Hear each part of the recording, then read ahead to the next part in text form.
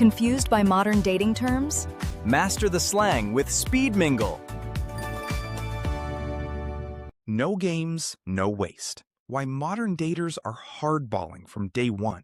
If you have stepped foot on the modern dating battlefield recently, you are intimately familiar with the exhausting, hyper-calculated choreography of the early-stage talking phase. For years, the golden rule of romance was to keep your cards firmly pressed against your chest. Heaven forbid you look too eager, mention the future, or dare to admit that you are actually looking for a genuine human connection, rather than a low-effort, casual text thread destined to fizzle out in 3 weeks. But a massive, systemic vibe shift is underway. Single people are officially burnt out on the agonizing guessing games, the manipulative torture of breadcrumbing, dropping just enough text flattery breadcrumbs to keep someone on the back burner, and the purgatory of situationships, those unresolved, unlabeled romantic entanglements that offer all the emotional baggage of a relationship with none of the security.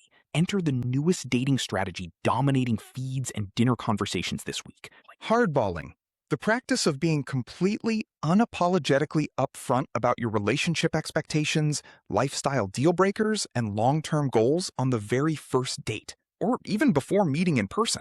Instead of laughing off a mismatched expectation, swallowing your discomfort, or nodding along just to avoid early-stage conflict, a hardballer cuts straight to the chase. On a first date, a hardballer might look you dead in the eye over a plate of shared fries and say, "Just so we are on the same page, I am looking for a serious, long-term relationship that leads to a family. If you are just looking for a hookup or something casual, that's totally cool, but we aren't a match." It sounds intense. To traditionalists who prefer old-school courtship, it might even sound like a romantic death sentence. But according to relationship experts and battle-weary singles alike, it is the healthiest boundary-setting trend to hit the mainstream in a decade. Why the chill fast protocol utterly failed. For the past several years, dating app culture fostered a toxic environment where the person who cared the least held all the power. Singles felt intense, unspoken pressure to appear perpetually chill, a loosely defined state of existence where you have zero demands on another person's time, attention, exclusivity, or emotional availability. The problem? It didn't work. Instead, it resulted in a culture of chronic emotional misalignment, where people spent months investing their valuable energy, time, and vulnerability into someone, only to discover down the line that their partner was inherently incapable of or uninterested in giving them what they wanted. Hardballing completely flips this power dynamic. It treats dating less like an elusive, mystical game of cat and mouse, and more like a high-stakes executive interview, where both parties are simultaneously the recruiter and the candidate. The playbook shift, the modern shift in romance, is best understood by contrasting the exhausting choreography of the old dating playbook, often called the chill method, with the unapologetic clarity of the new hardballing playbook. Under the old rules of engagement, daters routinely prioritize the appearance of low-maintenance detachment, hiding their true intentions and shrinking their needs out of a paralyzing fear of scaring the other person off. This hypervigilance created an agonizing timeline where singles would wait 2 to 3 anxious months just to have the dreaded "what are we" conversation, all while enduring vague text habits, mixed signals, and low-effort last-minute dates in the name of keeping things casual. The hardballing playbook completely flips this dynamic by transforming the very first interaction into a masterclass in efficiency and self-worth. Instead of playing a waiting game, modern singles are stating their non-negotiable goals immediately to filter out the wrong people before any emotional investment is made. This shifts the entire timeline forward, establishing foundational compatibility before the first dinner check even arrives at the table. By treating their time as a finite asset, hardballers eliminate the middle ground of uncertainty. They possess the clarity and confidence to walk away the very moment a person's actions don't align with their words, permanently retiring the slow burn anxiety of the past. The psychology of the direct approach. Dating coaches and behavioral psychologists are largely rallying behind this shift. The rise of hardballing is heavily tied to a profound, post-pandemic reevaluation of time. People feel they lost valuable years to lockdowns and subsequent social fatigue.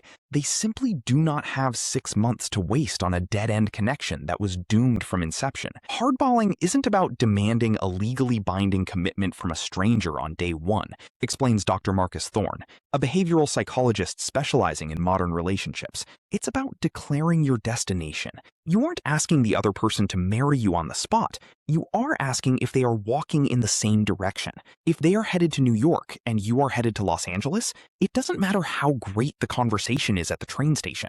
You shouldn't get on the same train. Furthermore, this radical transparency acts as a natural shield against love bombing, the practice of overwhelming someone with early, hyperbolic affection to manipulate them, and chronic emotional unavailability. A person who is just looking for a fleeting ego boost or a temporary distraction will almost always flee when met with a high level of transparent, mature, and grounded intent. How to hardball without being overbearing. There is a fine, crucial line between radical honesty and intense emotional pressure. The secret to successful hardballing lies entirely in the execution and delivery. It requires a high level of emotional intelligence, balancing firm personal boundaries with zero entitlement over the other person's choices. Experts suggest keeping the declaration centered entirely on your trajectory, rather than placing an immediate demand or ultimatum on the person sitting across from you. The wrong way.